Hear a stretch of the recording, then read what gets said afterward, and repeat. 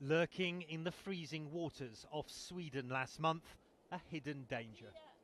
This was a major hunt launched by the Swedish Navy to find a suspected Russian submarine off their coast.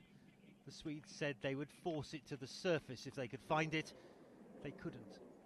But it's one of a growing number of potentially explosive incidents that one London-based think tank says is putting the Kremlin on a collision course with the West.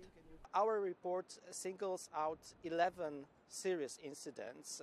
Here we are talking about the aircrafts flying really close to each other. We are talking about harassment of warships. We are talking about simulated attacks conducted by the Russian fighters against targets in Sweden, Denmark and the United States. The report, called Dangerous Brinkmanship, says a mix of more aggressive Russian posturing and readiness of Western forces to show resolve is increasing the risk of escalation.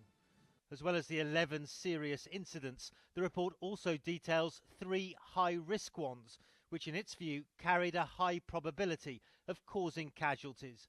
One was the submarine search, another was a narrowly avoided collision between an SAS civilian airliner taking off from Copenhagen and a Russian reconnaissance plane. SAS have confirmed to CNN the incident took place last March. The third high-risk incident, says the report, was the abduction of an Estonian intelligence officer shortly after President Obama visited the country, a NATO ally, in September. Moscow says he was arrested for spying on Russian soil. Of course, even if such incident happens, it doesn't lead automatically into a full-blown war.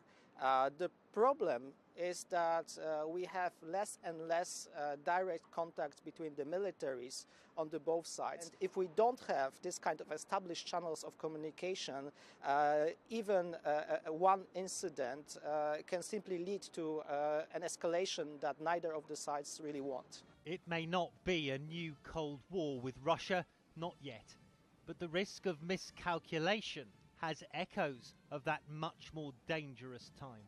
Matthew Chance, CNN Moscow.